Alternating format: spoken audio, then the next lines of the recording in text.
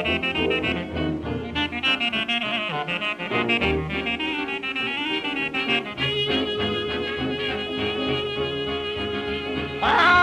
hello, Central, give me Dr. Jazz.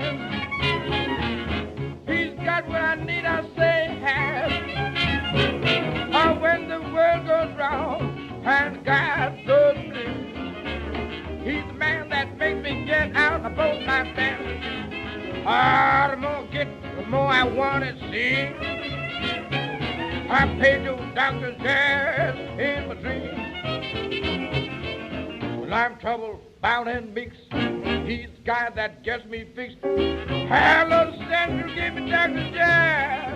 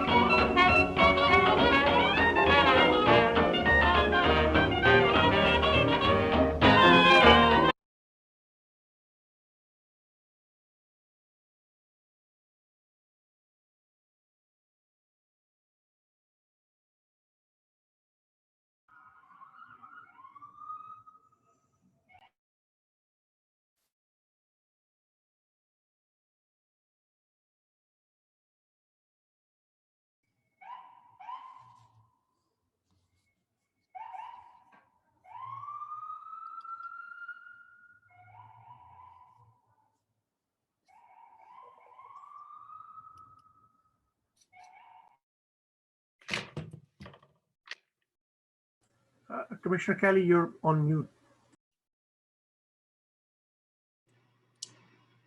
Hello, all of Tim Samuelson's fans. I am Mark Kelly, the Commissioner of the Chicago's Department of Cultural Affairs and Special Events, and it is my great pleasure to welcome you to this special occasion honoring Tim Samuelson, Chicago's cultural historian who has recently retired after 33 years of laudable service to our city and our citizens. Let me begin by noting that this is not a Zoom retirement event. We are gathered today to honor Tim's singular legacy, and we all come together understanding that Tim's most important work lies before him. Tim is the first city employee to be recognized with an emeritus status, and in this new role, Tim will be documenting and preserving his vast collection of cultural artifacts, totaling over 100,000 objects, which in my estimation is the most important collection of its kind in the city. This collection will become a lending library, making this incredible array of objects available to teachers, knowledge seekers, and the curious. Further, working with Chris Ware, Tim will develop a permanent exhibit in his beloved Chicago Cultural Center. Imagine a deep dive into Chicago's cultural history through Tim's playful eyes. Big plans are afoot. I've had the privilege of working with Tim for several years, and here are three of his many qualities that stand out for me. First, Tim animates our past and connects it to our present time. There is no stuffiness or backward-looking nostalgia for Tim. Tim also loves the underdog and the forgotten. He brings to life the unrecognized and the underappreciated. And Tim is a born storyteller. With that twinkle in his eye, his youthful charisma, his generous spirit, he captures our imagination. It has been my great honor to serve Tim and to work with Tim as a colleague and a friend. Our format today will be paced, and spirited, filled with a series of 3-minute remarks from an all-star cast of Tim's friends and fans, along with videos, performances, and of course, it's about Tim, a few surprises. Jeffrey Bear, our beloved WTTW personality and someone whose own knowledge of the city rivals Tim's, will be our host and MC. If anyone in our viewing audience wishes to share a memory of Tim or send him a congratulatory note, please use the chat function. All comments will be saved and shared with Tim. He cannot see them in real time. Now, let's get on with the show. It's my great pleasure to introduce Mayor Lori Lightfoot, one of Tim's biggest fans.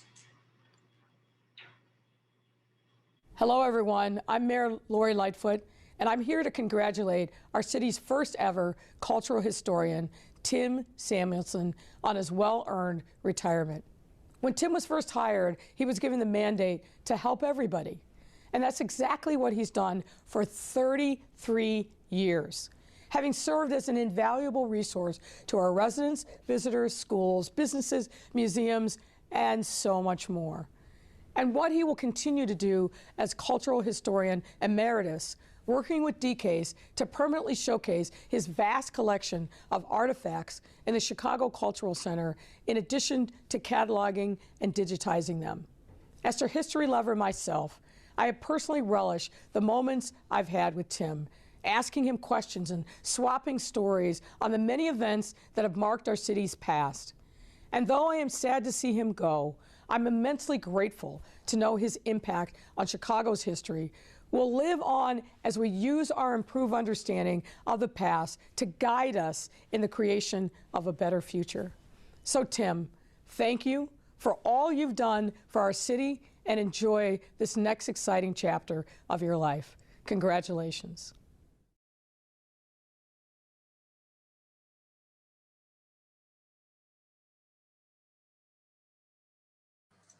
Wonderful, wonderful. Thank you very much, Mayor Lightfoot. Hello, Tim. I'm glad to be the MC for this amazing event. So I do a weekly appearance on WTTW on our Chicago Tonight program in a segment called Ask Jeffrey, where people write in with their questions about Chicago architecture and history, and we answer them. And I've always said I should call the segment Ask Jeffrey, who picks up the phone and asks Tim, because I can't even begin to tell you how many times, Tim, you have come to the rescue and been an invaluable resource in that segment. In fact, I have a standing order to my staff not to bother you unless it's really necessary, because we could pretty much ask you every single question that people ask us. Tim, not only has Tim been an invaluable resource for that segment of WTW, but Tim, you have starred in not one, not two, but 3 episodes of the national primetime PBS series 10 That Changed America, which I hosted, one about Robie House, one about the reversal of the Chicago River, and one about Riverside, Illinois. And so my little anecdote that I want to share is you may remember, Tim, that you showed up for our interview, our filming in Riverside, Illinois. We were filming outdoors in a big, beautiful park.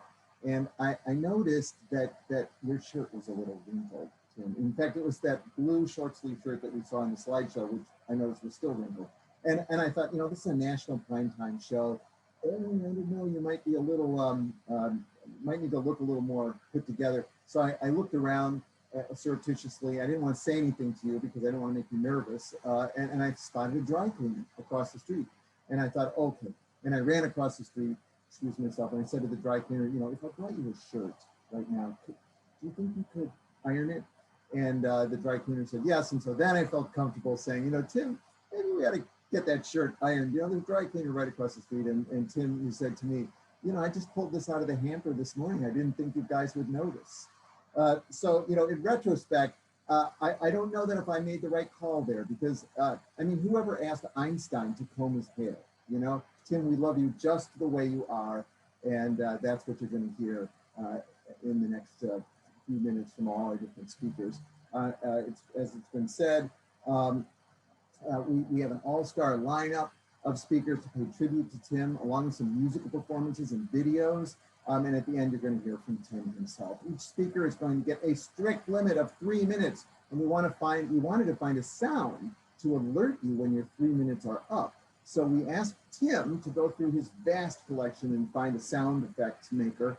Tim first suggested a wooden clapper from the famed Grand Terrace where Earl Father Hines used to play. And he explained that if you went down to Bronzeville to a jazz club during the 20s and 30s, and each patron would be given one of these clappers to use instead of applauding. And you could also use them to attract the server's attention to fill your glass. Let's just see how that clapper sounds.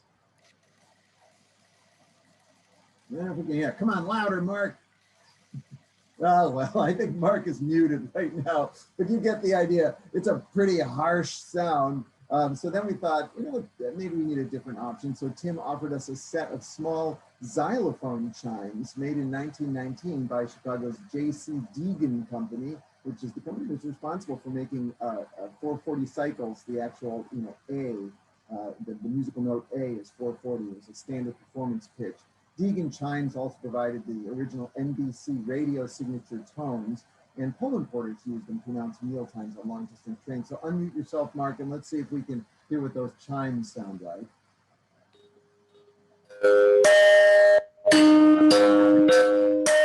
That's good. All right. So remember, speakers, if you hear the chime, wrap it up. And we also want to encourage those of you in the audience, again, to put your comments in the chat.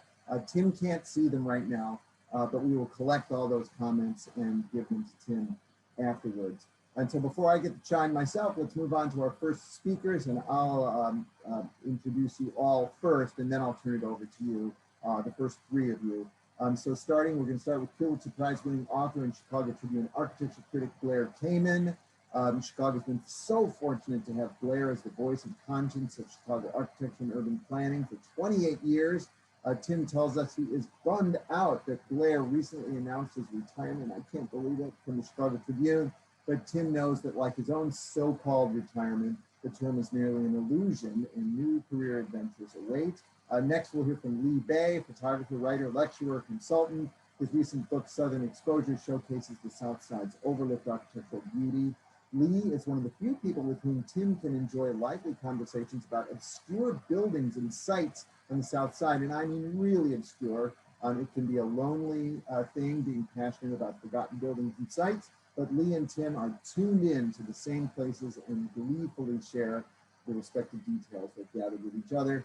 And then thirdly, Tim has often said that it's hard to find people who really get Chicago, and it's even rarer to find someone who can communicate the city's essence to others, but it's not a problem as long as author Thomas Dyja is around. When people ask Tim to recommend a book to understand Chicago, one of the few he is comfortable suggesting is Tom's book, The Third Coast, When Chicago Built the American Dream, a New York Times notable book. One Book, One Chicago selection, winner of the 2013 Heartland Prize for Nonfiction. Tom has enlivened some of Tim's Cultural Center exhibits with insightful commentary and has been a perfect sounding board for many discussions on topics of mutual interest. So those are our three speakers. Before we hear from them, a special tribute. It's my honor to introduce Chicago's First Lady, and I don't mean the tour boat, I mean the actual First Lady, learning specialist and former assistant commissioner of the Chicago Public Library. Ladies and gentlemen, Amy Eshelman.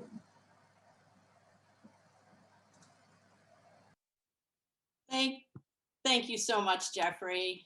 And hello, everyone.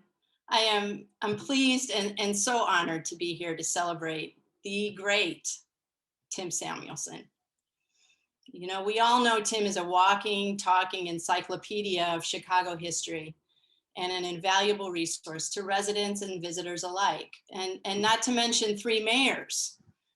As you heard earlier, Lori is so grateful to Tim for helping her, in particular, I think this past year, put our city's great challenges and resiliency into historical context. I will always cherish the morning in 2019 when Tim gave me a fascinating tour of the Chicago Cultural Center shortly after I moved in.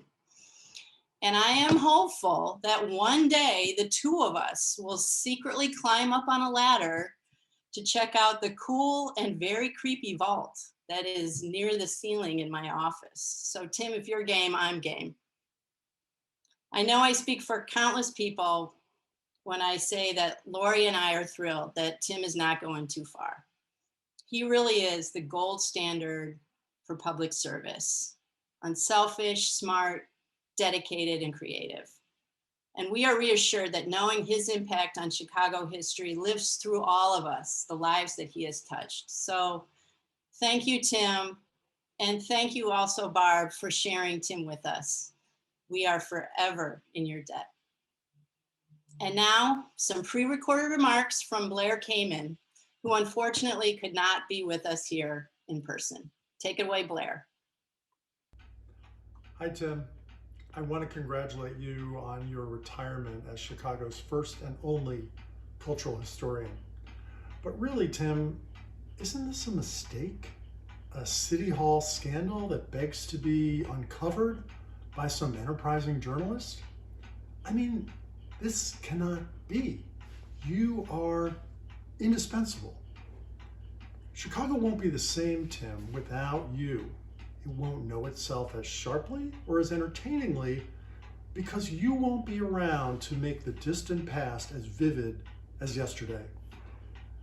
Someone should slip an alderman a few bucks and try to get them to introduce an ordinance that would prohibit you from retiring. Just a thought. Seriously, what are desperate reporters on Deadline going to do? For years, you have been the cultural equivalent of Ghostbusters. Who are you going to call? Tim Samuelson. And you were much more than what we call dial-a-quote.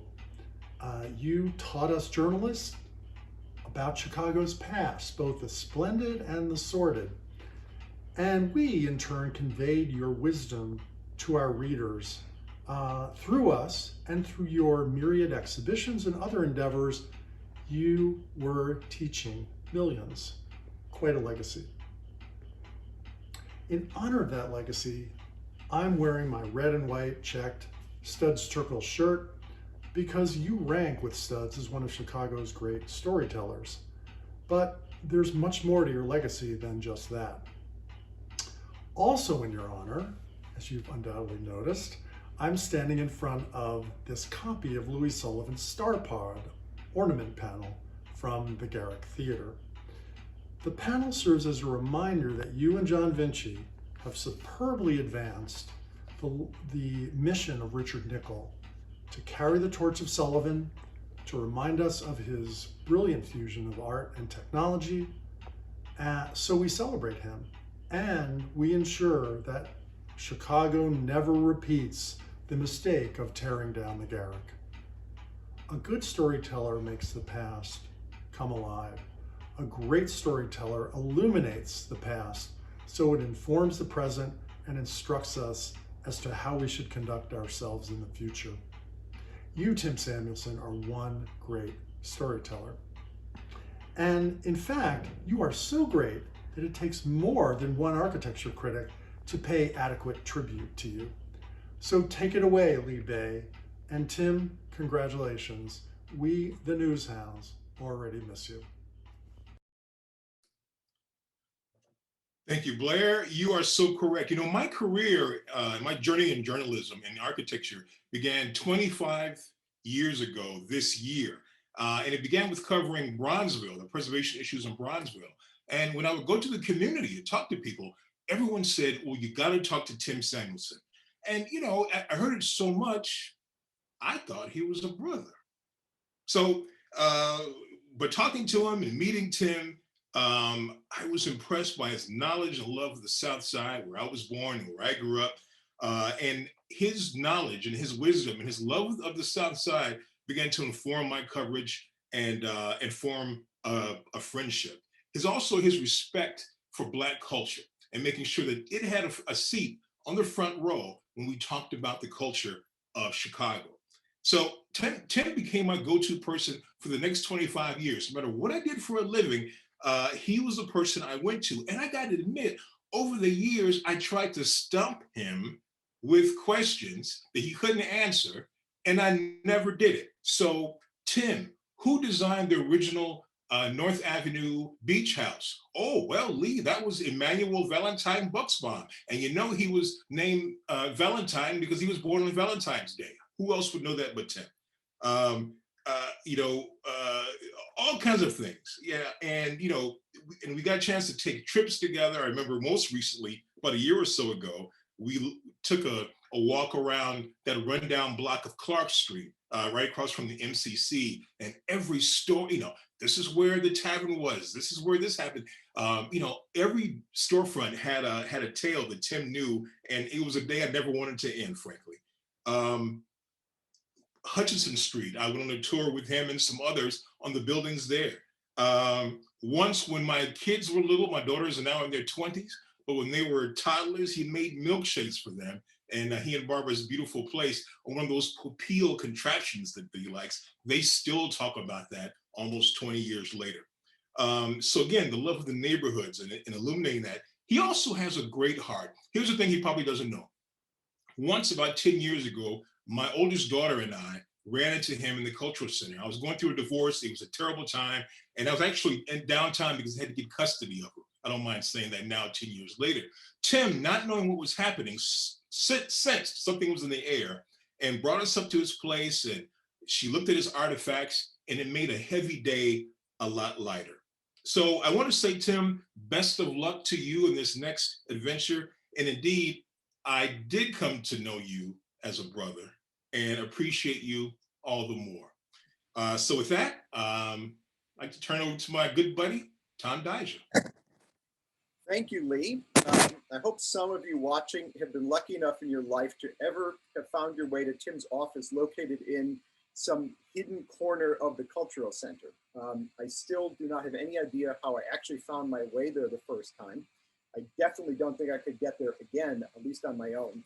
I was wandering around, asking directions, leaving breadcrumbs behind me, and then I heard some piano music. And let us just say it was not like Dame Myra Hess piano music. It was, in fact, Tim's player piano, hammering away at something I think was Jelly Roll Morton.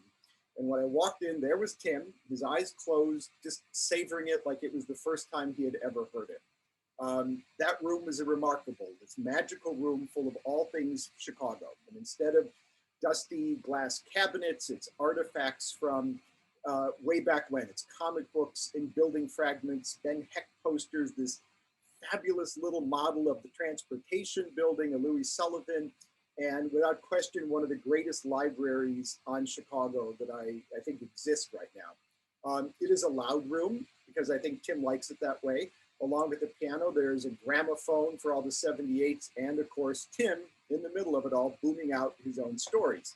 I think he's one of the few historians around who is as interested in the day-to-day sounds of the past, even more so than the music. He wants to know about the car horns and the whistles and the L trains. But all of this would just be another pile of memories, another room, if Tim wasn't in the middle of it all explaining what it really means. So I want to thank you, Tim, for really showing me what it means to be a public historian. I have seen you do the hard work of teaching history in the middle of Crown Hall and on the stage at the Hideout. I've seen you talking to academics and just folks on the street.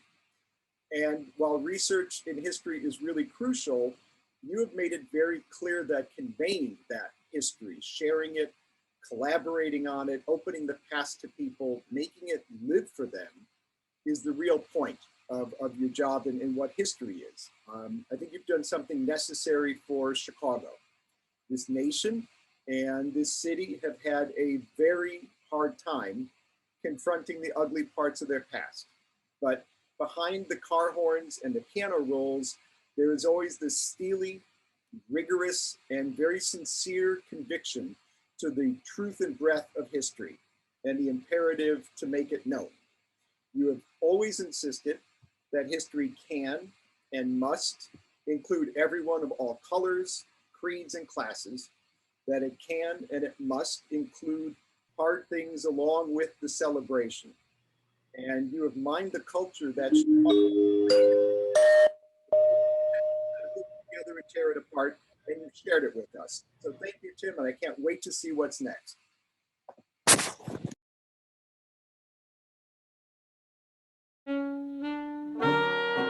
People say I'm like a human encyclopedia. It really comes from being a history nerd. I was interested in history and architecture since I was a little kid, and I just took it in.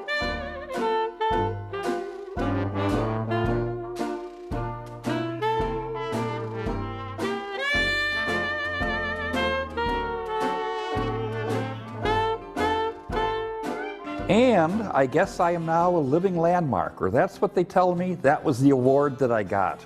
What's it to be a living landmark? Well, I've been involved with landmarking buildings for a long time, and one thing I do hope is I don't get like knocked down the next day. But it's a nice honor, and I guess I will do my best to live up to it.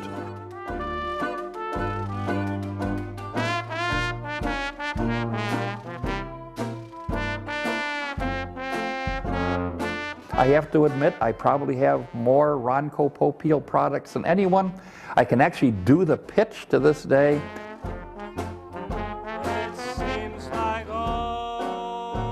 This was really a statement that showed that Chicago had an imagination, that it knew how to dream. So you go and things will appear and disappear, playing with light and shadow. In some cases, a surprise that you'll see it and you'll go, ah. Or in some cases, you'll go around that corner and go, oh, and then smile. He is totally taken with the power of large-scale sculpture. Do you have any idea who's talking to you? Yeah. How lucky you are. How are you, sweetheart? Good to see you. And they still stick around. Isn't that wonderful? I don't get it. Well,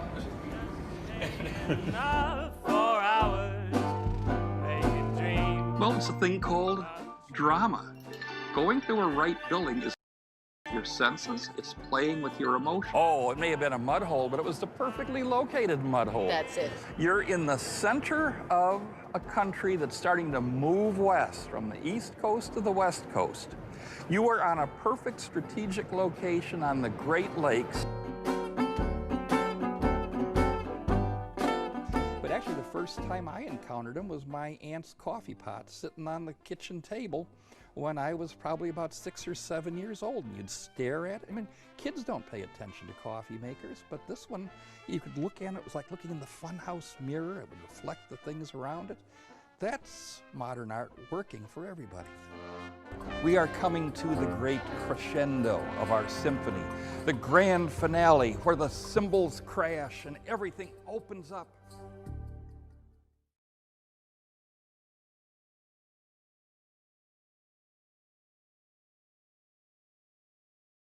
All right. I didn't know they were going to show that clip from the Riverside show. You saw the blue shirt. Very nicely ironed, I must say. All right. Now, for our next group of speakers, I'll introduce each of you, all of you together, and then turn it over to you. First, award-winning author and journalist Paul Hendrickson is a senior lecturer at the University of Pennsylvania English Department, and previously a longtime staff feature writer at the Washington Post. Frank Lloyd Wright has confused many potential biographers, and even decades after his death seems to be taking postmodern delight in sending people down wrong paths. But Paul Hendrickson has never been fooled. His recent biography, Plagued by Fire, The Dreams and Furies of Frank Lloyd Wright, reaches into the very soul of this ever-elusive architect, and Paul has entered Tim's admiration and circle of friends as a result of that. Camilo Vergara is a Chilean-born, New York-based writer, photographer, and documentarian with subjects including time-lapse photography of urban spaces, ghettos in the US, ruins, housing, and American popular culture. A sharp sociologist with an equally sharp photographer's eye, Vergara has traveled extensively through neglected areas of Chicago, Detroit, and Gary, and found a range between vibrant humanity and challenging circumstances in each of those places. Tim has been his companion and his passenger seat commentator for many of these travels, ranging from streetlight visits at 3 in the morning to the middle of winter blizzards. And then our third speaker, How do we introduce this speaker? Well, when Tim was once asked his choice about someday being reincarnated as a person or thing, he answered without hesitation that he would like to come back as the beloved music venue, The Hideout. It's Tim's definition of a sacred space, and the heroic guardians of its identity and character are co-owners Tim and Katie Tutton. They are protectors of an aging wooden building in which every board and sliver has a life and vitality steeped in Tim and Katie's ever-evolving vision of intangibles like camaraderie, entertainment, and public service. We'll hear from Tim Tutton, who is also a founding member of the Civil, CIVL, the Chicago Independent Venue League, and a longtime educator. And there's going to be a special treat in this section too. Galaxy Chicago is one of our city's sources, is our city's source for vintage culture-related entertainment.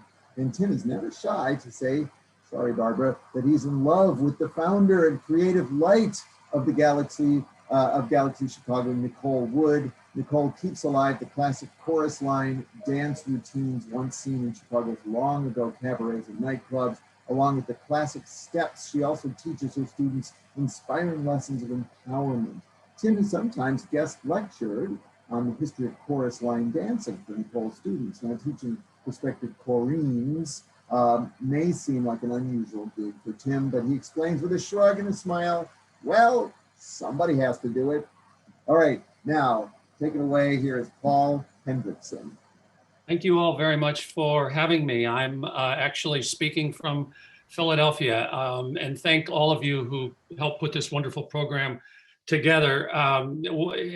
People keep calling him a walking encyclopedia. I think of Tim as a walking New Yorker profile. One of the most wonderfully eccentric human beings I've ever been privileged to know. God's generous man when it comes to researchers. And I see Barb there too, and we always need to tip our hat to her for sharing Tim with us. I want to tell a quick story. Yes, I published a book about Frank Lloyd Wright a year and a half ago. It's dedicated to Tim Samuelson. How could it not have been?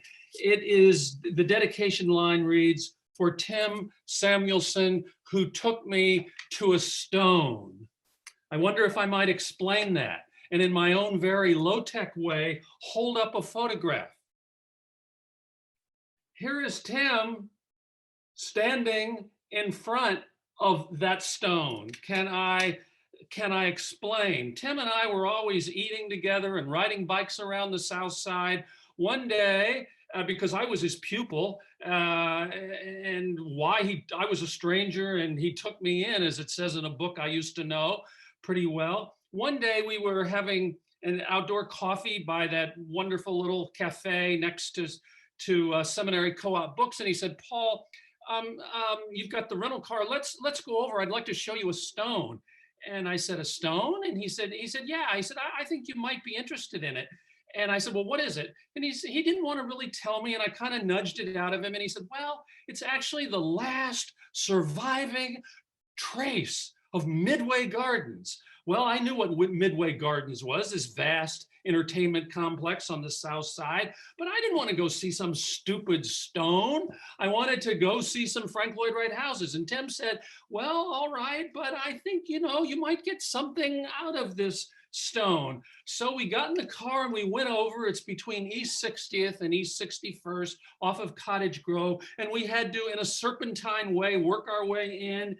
And there's Tim in his yellow shirt and his baggy old shorts and his sandals, and he's staring down at the piece of stone as if it is the lost treasure of the Incas, as if it's a piece of the true cross. And he wants me to feel about it what he feels about it. And it's not working, except it was working. That stone became the linchpin of the book I was trying to write. Little did I know, the shortest version, Frank Lloyd Wright was standing near that stone when he received some of the worst news of his life. "Tim, you took me to that stone. You keep taking me to beautiful worlds. I love you. Thank you so much." And now, Camila Vergara. Do I have that right? Camilo Vergara is next.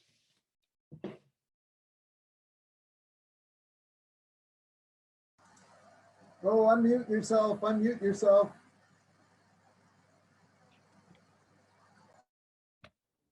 Can you hear me now? Yeah. Good, good, good. So let me, okay. So there. I'm happy. I'm happy to be here, and I'm happy to be among all these people that so appreciate Tim. I have a slightly different angle on my relationship with Tim. And I always tried to separate myself to sort of get to be, you know, more than what I am. And Tim was a perfect person for that, because if there was something that I could not understand, if there was something, some place that I was afraid to go, if there was something that I said to me, that's insane to do, well, I would propose it to Tim. And I said, Tim, want to come along?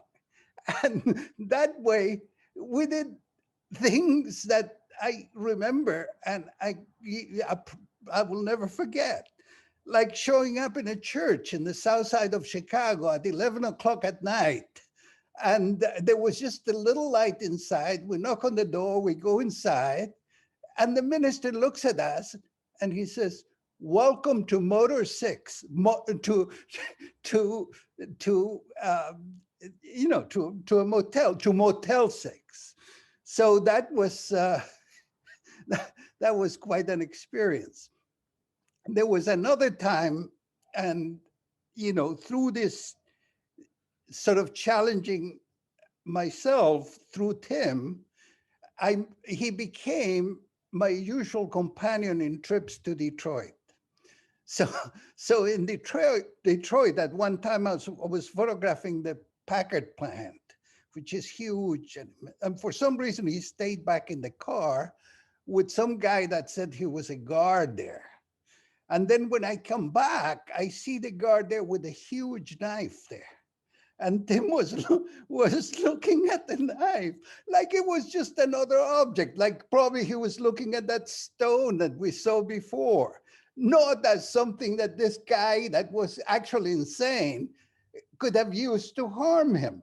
It was just so amazing to see that the kind of peace and it was just life as usual. There was nothing extraordinary about it. So it was things like that. It was the memory of that boat, that was like, what is it, the Lincoln Highway somewhere in the, near Calumet River there. There was this beautiful boat there. And we, listen, Tim, I love you. And I love you, Barbara.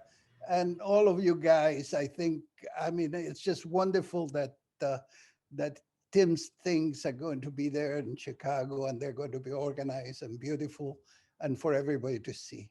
Thank you very much.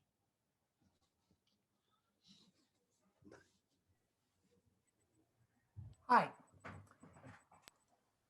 Hi. To those who know me, my favorite Daniel Burnham quote is to make no small speeches. Okay, there's a lot we could say about Tim, but I'll try to be a little more like Mies van der Rohe. Less is more. Okay, since there's actual real historians here today, I think I better actually try to do an actual real quote in the proper context. 10 years ago, on Tim's 10th anniversary, he made a quote where he said, to design buildings, you have to be able to see things as one great complicated whole, to think as one creative act. Tim later went on to say, the whole essence of Chicago is its great creative impromptu spirit. How can these two go together? Well, Tim sees and teaches us about Chicago's unique and beautiful intersection of engineering, architecture, and structure with creativity and spirit. You know, it was him that he taught me when I was 35 years old, the term form follows function, which I really misunderstood my whole life. Tim taught me that actually it means the two are essential, that one does not follow the other, that the two coexist into one complicated whole, which, by the way, is another hilarious pun that Tim subtly inserted into the above quote that you only get when you read it in print. So I, like many of us today, wear many complicated hats and roles in Chicago, and I do a lot of impromptu in between. By day, I am a 30-year veteran Chicago public school teacher, a social studies teacher, and I thanked him for all he has done to promote, literally train our teachers, especially the elementary school level, to train our teachers about Chicago's history and culture, and literally Chicago and America's history and culture.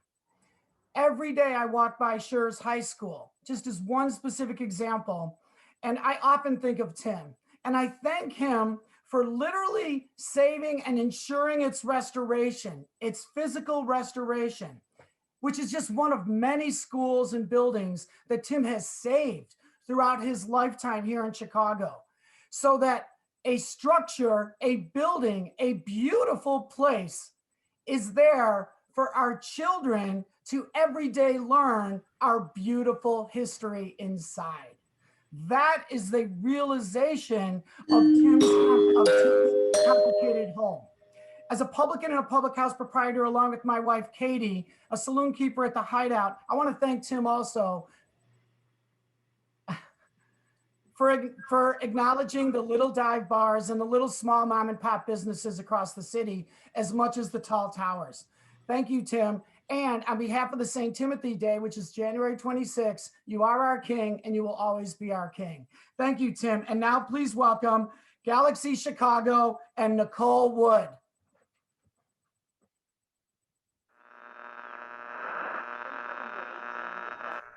In an office tucked away in the most glorious building in Chicago sits a man that has brought light into the dark corners of world-renowned classic nightclubs and dance halls throughout our fair metropolis. As of just recent, his schedule is his to be made, so look out, Chicago. The word is getting round. In Woodlawn, dime a dance gals across the city are trading in their dance cars.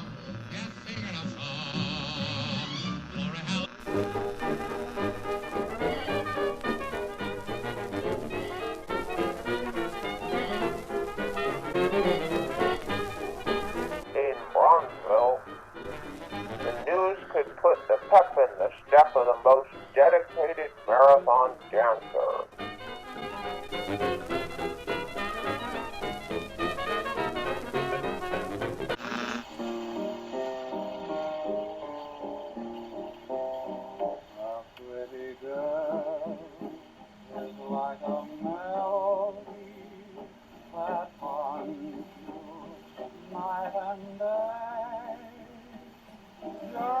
In Streeterville, people everywhere are talking about the big news.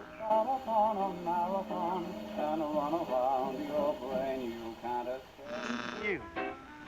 From your ankle up, I'll say you sure are smooth. In Uptown, from that down, there's too much feet. Yes, your feet. Venues across the area are filling with anticipation. Tim is the talk of the town. I really hate it. While never hesitating to offer an enthusiastic bit of advice. Bands are striking up out of sheer excitement.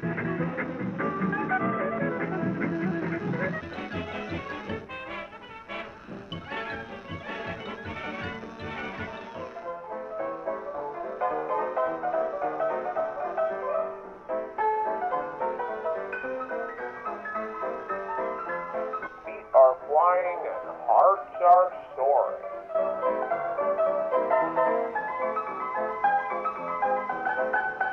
And Tim is sitting back, taking it all in.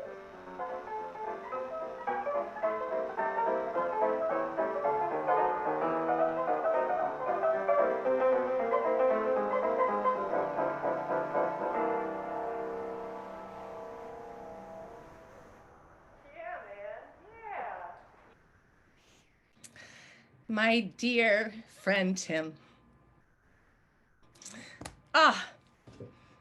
I look forward to the day when we can return to 1111 West Granville and walk into the former home of the Snowdrop and sidle up to the back booth and talk about life and music and chorus girls and end up drunk on gin and history. And when that day comes, I just ask that you save the date. And Barbara, please come with us next time.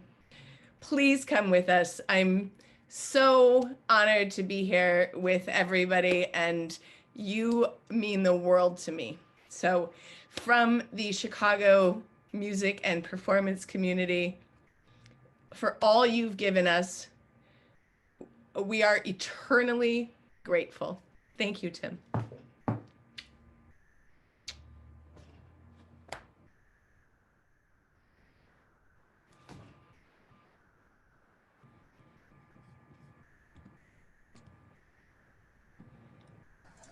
All right, that is a hard act to follow, but I think we will have some great acts to follow that one. And I'm going to introduce the next three speakers now. First, an award-winning architect specializing in historic preservation and sustainable design, Gunny Harbaugh, a powerhouse of architectural restoration. As head of Harbaugh Architects, Gunny's vast expertise is amplified by his remarkable team, each with their own specialty devoted to doing the very best work possible. And you can see that all over the city. I don't know if you've seen Unity Temple, totally amazing. Most recently, Tim first met Gunny during the restoration of the Rookery building and worked extensively with him on the Reliance building, of course, which is one of Chicago's pioneering skyscrapers. And they've continued to share dialogues on challenges encountered in the restoration of many of Chicago's most notable landmark buildings. And as was said, Tim, you can really be credited with saving a lot of those buildings. Tim has known Allison Cuddy since way back when. She was a reporter for arts and culture and a program host on public radio station WBEZ. Together, they visited obscure historical locations for various radio features. One of them was a former spice factory where 50 years after the company vacated the space, it was still possible to detect the scents of spices ground into the floorboards. The same spirit of adventure and curiosity still carries through Allison's work today as the artistic director of the Chicago Humanities Festival. Tim has remained at the ready to continue these adventures, and his deep admiration for the life and energy she conveys to public projects under her care. And Reginald Robinson is a jazz and ragtime pianist and composer. In 2003, he was the recipient of a MacArthur Foundation Genius Grant. Tim first heard Reginald Robinson playing classical ragtime piano on the radio. It immediately caught his attention as the work of somebody who's really tuned in to the music and to its complexities. Eventually meeting Reginald personally, Tim discovered a new friend whose musical sensitivity was matched by his diligence as a musical scholar. He even used a magnifying glass to discover the musical notations on a manuscript captured in a fuzzy historic photograph of Joplin sitting at the piano. A brief fragment of rescued music was the result. So those are our next three speakers. Take it away, Gunny Harbaugh. Thank you, Jeffrey. And it's hard to know where to begin, Tim. You've done so much for me personally and for the city of Chicago, for the architecture community, preservation community. As Jeffrey mentioned, I first met you at the Rookery building when we were trying to figure out how are we going to replicate those globes on the Frank Lloyd Wright light fixtures, and you told a story about how when you were a little kid, you used to sneak out of the house and go downtown and befriend all the building engineers who would give you stuff. And you kept all that stuff in boxes and everything else that's amounted up to an incredible collection. And you told me that the building engineer actually offered you one of those big bronze light fixtures, but you looked at it and figured it was probably a couple £100, and you only weighed about 50 pounds at the time. And how are you going to get that thing on the bus all the way home? So you had to leave it behind. But ever since then, every project that I've worked on in the city, Reliance Building, Carson's, Roby, you know, you name it, if we worked on it, you've worked on it with us, and it's been incredible journey, and we wouldn't be able to do what we do without your help. For those of you that never heard the Mies van der Rohe story, I challenge you to look it up. I think you can probably find it on the internet. I don't have time for that, but it's hilarious and very telling about the brave young boy, Tim Samuelson, trying to convince Mr. Mies van der Rohe not to build his Federal Center building. It's fabulous. And I know that I speak for not just our work and what we've done with our firm, but for all the architects in town, and you've helped hundreds of them, I'm sure. I've had a lot of reaction knowing that this thing was going on today. People that were recognizing that they wanted to say hello and thank you. It's really been incredible, not just for the architecture community, but as you've been hearing, for the cultural community in general. And it's both the tangible and intangible heritage of this great city that you've been so instrumental in recognizing and promoting, and very glad that you're, although you may be retiring from your day-to-day job, that you're not leaving us and that you're still available, because we need your help. And I know that we need your help, and you're still helping us today. So thank you so much for everything you do. And we look forward to tomorrow, because we'll be talking to you about something else then. Thanks, Tim.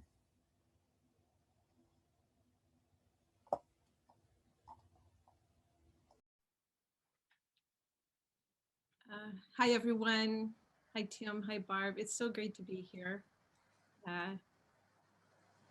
So a few years ago, the Chicago Humanities Festival put together a day-long celebration of creativity in Chicago, along with a bunch of other people. Creativity past, present, and future. Naturally, Tim Samuelson was the opening act, of course. He not only grounded us in the history of the place we were in, which is the Grand Ballroom at Navy Pier, and told a really amazing history of ballrooms in Chicago. He set the tone for the entire event, which was curious, hopeful, full of life and light. And that's how I've come to think of you, Tim, as Chicago's beacon, a constantly moving light that illuminates everything around us and makes it all infinitely more interesting. And you've certainly made my personal and professional life more fun. Jeffrey alluded to a few things, but here's some other trips we've made together. We've plumbed the depths of Wacker Drive. We've climbed the steep, narrow stairs of a once famous nightclub, now hardware store. Searched for signs of Nikola Tesla's experiments near Jackson Park. Visited the final resting places of famous Chicago architects in Graceland Cemetery. And I've gotten to listen to your great stories that can be found embedded in a book of matches, or a humble brick, or a common Chicago alley. There's no better day than a day spent in Tim's company. And though he is well known for his enormous, or vast, as we've all said, collection of architectural artifacts and Chicago-related ephemera, Tim is just as capable of conjuring history out of thin air. Take, for example, his internationally famous tour of Chicago's blues history. Except for the cheap boombox and music CDs he brings along to set the mood, the tour comes together largely through Tim's vast knowledge of historic spaces and places, many long gone or completely transformed. He helps us to see things that might otherwise remain invisible. But the thing I find most beautiful about Tim's brilliance, and many others have said it today, is the way he trains it not on himself or on the world around us, but on others. He uses his intelligence to make us shine, to make us all feel a bit smarter. He's the perfect teacher in that regard. In Tim's universe, there are no stupid questions. Any idle thought we might have is worthy of discussion and research, or even a quick trick to explore.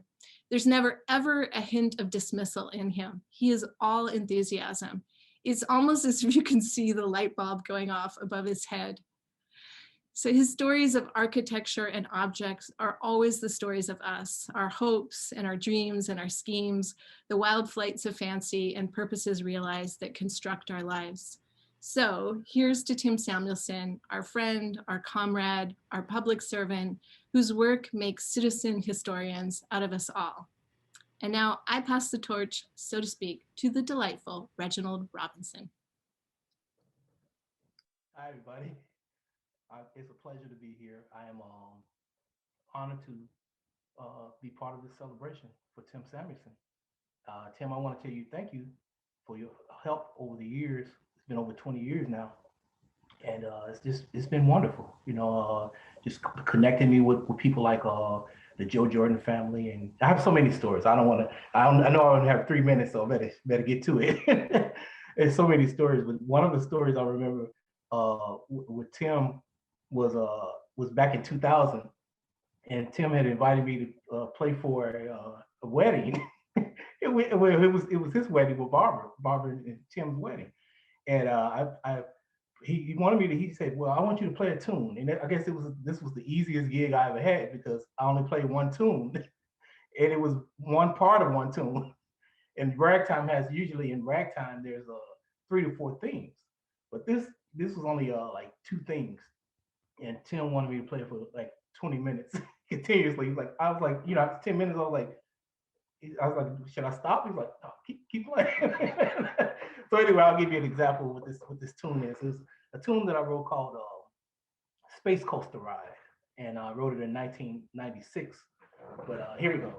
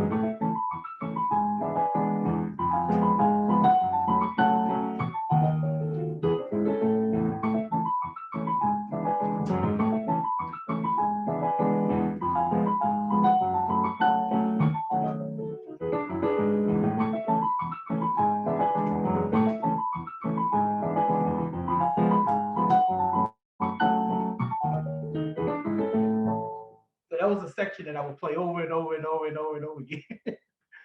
Anyway, Tim, I just want to tell you, congratulations on your retirement. And I'll be talking to you soon. Thank you.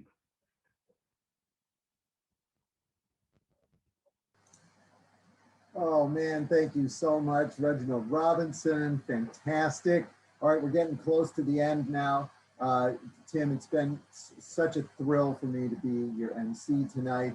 And believe me, I'm going to be keeping you on my speed dial for all those future questions on WTTW. We're going to wrap up this tribute with another film clip, and that's going to be followed by our 2 final speakers and then Tim himself.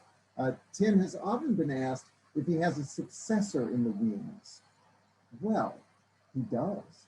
And that person is teacher and writer, public historian and Newberry Library Director of Exhibitions, Paul DeRica. Well, actually, Paul has never been in the wings. He's always been front and center with amazing public programs that include recreations of historical events that can be on the edge of irreverence, yet powerfully conveying a sense of serious understanding to all who witness them. Tim has always expressed his appreciation and delight, in particular for the name of the organization that Paul founded to create his presentations, the Pocket Guide to Hell. And then we finish up with Rick Kogan, the legendary Rick Kogan. Rick is one of Chicago's storied newspapermen. He's an author and among the best voices and one of the smokiest voices on the radio, with his current show on WGN, After Hours with Rick Kogan. Tim says it seems like he's known Rick just about forever. Rick is another person who gets the essence of Chicago, in his case from the perspective of a seasoned newspaper man. Being steeped in Chicago newspaper traditions includes getting together, of course, at the Goat after hours to kick around stories with a few drinks. He's a direct link, a connection, keeps alive the spirit of people like his legendary newspaperman father, Herman Kogan, and those immediately recognizable just by their first names, Studs and Mike. Rick will introduce Tim as no one else could, so on with the show. Here we go.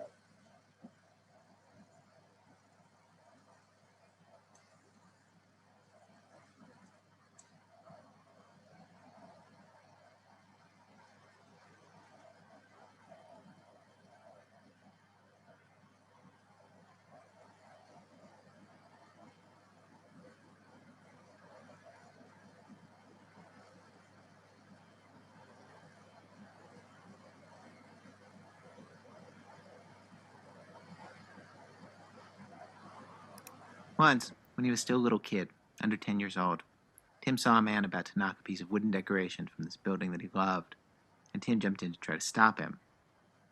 He did this by yelling, "Don't do that.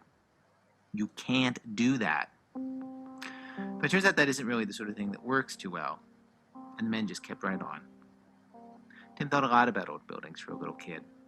He went to school in an old Chicago public school building that had been built in one of the last moments before modernity, just before the First World War, 1912. And I would have to say, I hated going to school. Absolutely hated. That was total misery for me. Every minute I was there. And I never was enthusiastic about the classes.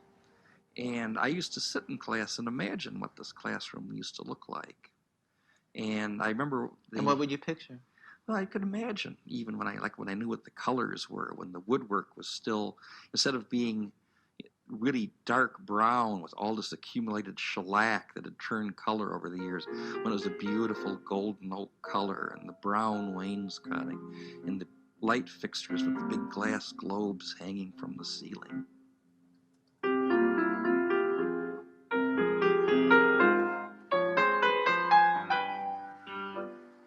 And I had even gotten permission to borrow the old files of the school newsletter going back to its earlier days. And I would look for the pictures of the kids standing up against the wall and look for glimpses of details in the background. And I even had this idea that they could turn the school back, making the school look like it did in 1912. That we would get back the old light fixtures and get rid of the fluorescent lights. I mean, there were even gas lights. Did you feel like it was better before somehow? I did. I wanted to get rid of the electric clocks and put the wind-up school clocks. And I thought those should be, the whole idea of having a clock that you could wind and hear the passage of time going tick-tock, tick-tock, tick-tock.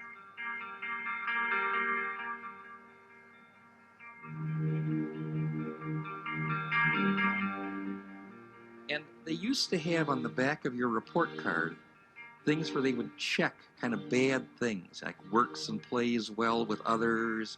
And I remember one time getting my report card, and the teacher had handwritten in dreams, and then made a check.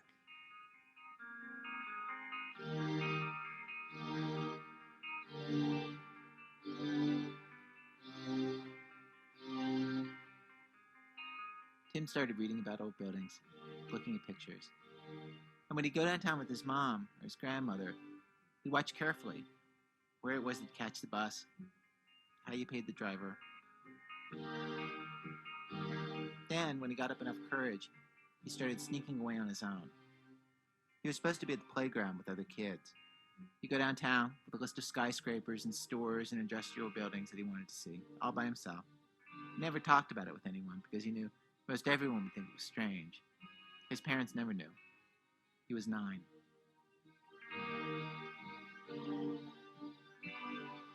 The first time it occurred to him that a huge industrial building, a downtown building, could be beautiful was when he saw a picture of a Louis Sullivan building in his grandmother's Reader's Digest. Sullivan's buildings had these incredible details, swirls of vines and tree branches, patterns from nature, rendered in cold iron and stone and terracotta. Tim always thought how alive they looked.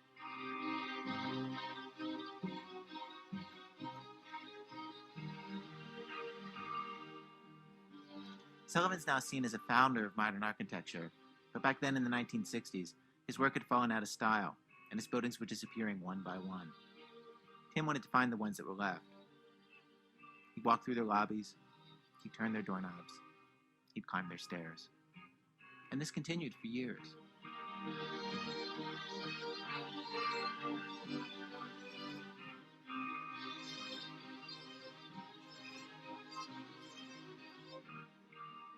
He visited these buildings by himself, all alone, for years.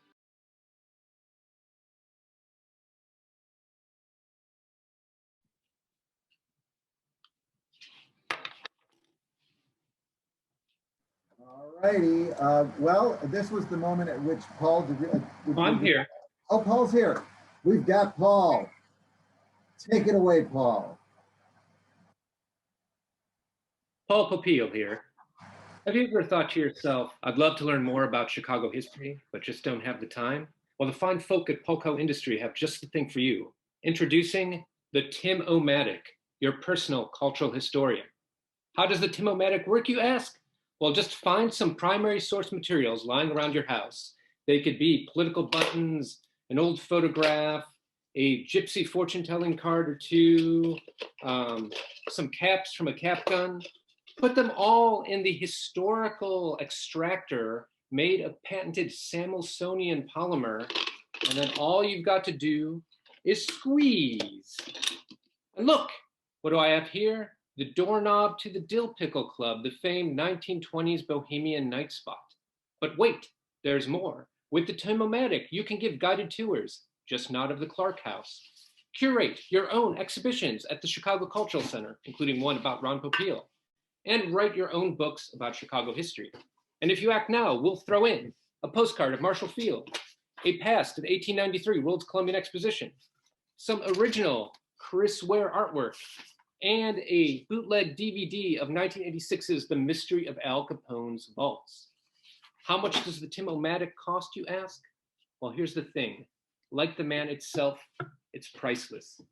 Hey, Tim, thank you so much for everything. I had this all rehearsed, and now I'm just gonna lose it a little bit. I just wanna say, some people give you the shirt off your back. Tim once gave me the shoes off his feet.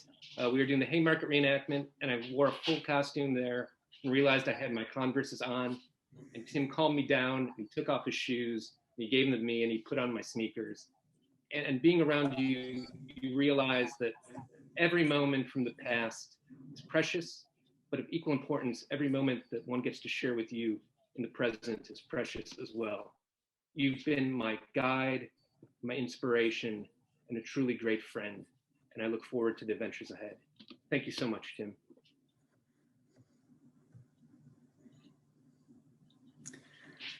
Well, so I guess, Paul, you're not going to introduce me. This is an all-star cast, and I feel insufficient to end this thing. I have known and loved Tim and Barb for as long as I can remember. Telling me a story, my father said, and saying, there was this nice young man who came to the office and wanted to know all about Chicago history. I think he's in grammar school. And I said, well, what did you do, Dad? Tell him to get lost? And like you did most reporters who walked in. And he said, no.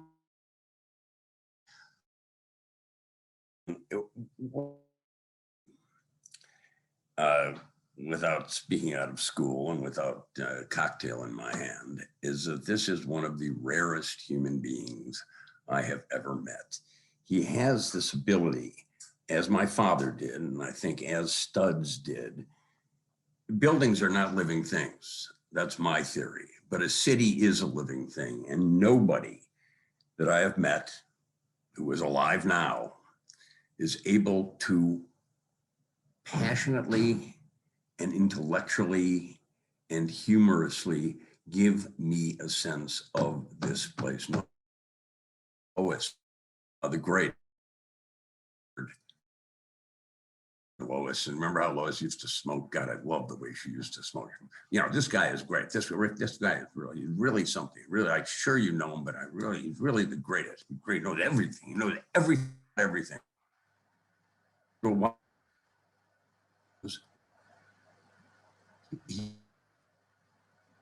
Sense of humor is something that most of you speaking here know that about him. Many of you out there just listening and saying, oh, this guy sounds fairly cool.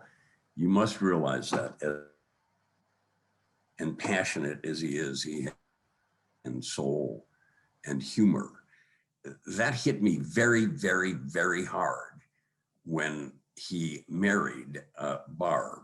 I thought, oh, they'll get married at Promontory Point or some really significant place here. But no, they decided to get married at the Lakeside Inn across the lake in Lakeside, which was run by a wonderful mutual friend of ours named Deb Bowley, who's no longer around. And so we go over there and I'm having drinks and Tim says, well, you have to do something really special for me here tonight. And whatever you want, Tim. Well, I want you to marry us. I want you to be alter egos, the Reverend Dr.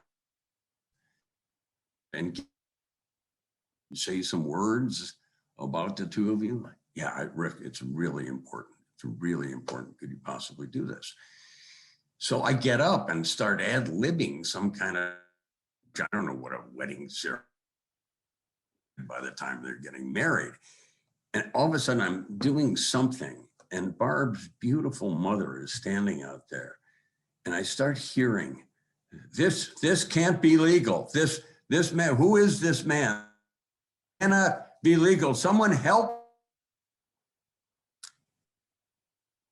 I had to just walk off the stage and say, you know, Ms. Kenna, I'm so sorry. And I think I told her they'd been married the day before at City Hall. Something about Tim, love a human being came relatively late for him. He met Barb, and he will tell you, and you should ask them if you ever get a chance in a tavern sometime, how did you two meet?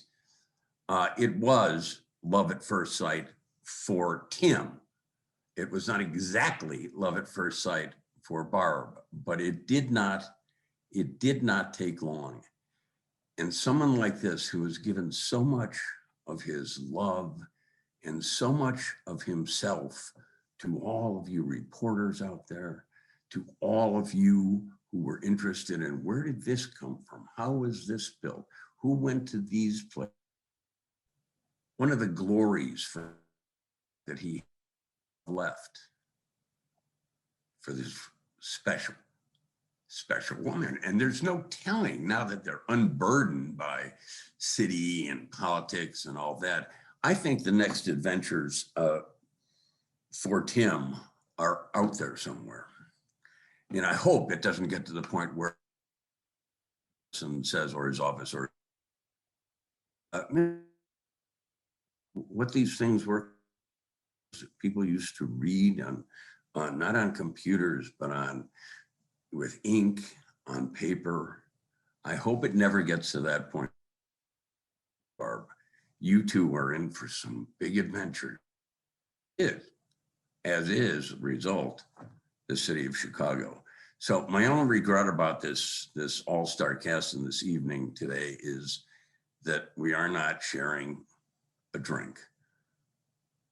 But that's soon enough, Tim. I love you. And ladies and gentlemen, without further ado, the star of this all-star cast, Mr. Tim Samuelson. Oh, I don't know how to even start to describe my feelings. My head is like ready to burst with everybody coming to join to speak wonderful words, share memories, the people who have participated as speakers. And I hear there's like 800 or 900 people watching as well. And it makes me think to myself, gee, I hope I didn't commit some fraud or something. What did I do to deserve all of this? But it's wonderful. This is the sort of tribute that people don't usually hear when they're alive. So what a wonderful thing. And of course, It's been a great honor to be the cultural historian for the city of Chicago. And it's a joy every day that I did the job. And it's something when you have great material to work with, it's really easy. But it's not just with the city, but it's the intangibles and the people. So people who hear the words from, it's a two-way street. And these are the people who I respond to and give me the inspiration to talk and where my passions come with and to be able to share. So this is something really special. I mean, for a history nerd who was literally, you know, hanging around, figuring out what my grade school classroom looked like in 1912. I mean, that wasn't necessarily when I was a kid, the way and I have friends and playmates on the playground, but it worked out well. And of course, in terms of my career, I've been very lucky. I can remember the words of my dad. This history business is all well and good, Tim, but what are you going to do for a real job? And I've been very lucky. And that I've had these different jobs where I got a job helping sweep the floors and arrange the bookshelves in a used bookstore from my grade school. And the people who hung out there were some of the people who were still alive, part of the Chicago literary renaissance. Vincent Sterrett, the literary critic of the Chicago Tribune, who wrote back in the 1920s, and Irwin St. John Tucker. And so these were my teachers and people that I learned from. And yes, in school I had my lessons and whatnot, but I had these amazing teachers that came my way. To have people like Vincent Sterrett and Irwin St. John Tucker, and over time, Richard Nickel, who really took me along as a teenager to go to visit the buildings. And one of the things too was it wasn't just standing in front of these buildings and then spouting the names and the dates. We would stand in front of the building and just not say a word and take it in. And then we might discuss it later. But it has been no shortage of wonderful people that I've encountered over time that I have learned from, strengthened me, gave me inspiration, and taught me about history that, yes, it did turn into a real job and something quite amazing. And Lois Weisberg, who gave me the job to be the cultural historian of the city. I got the job being called to the D Case Christmas party.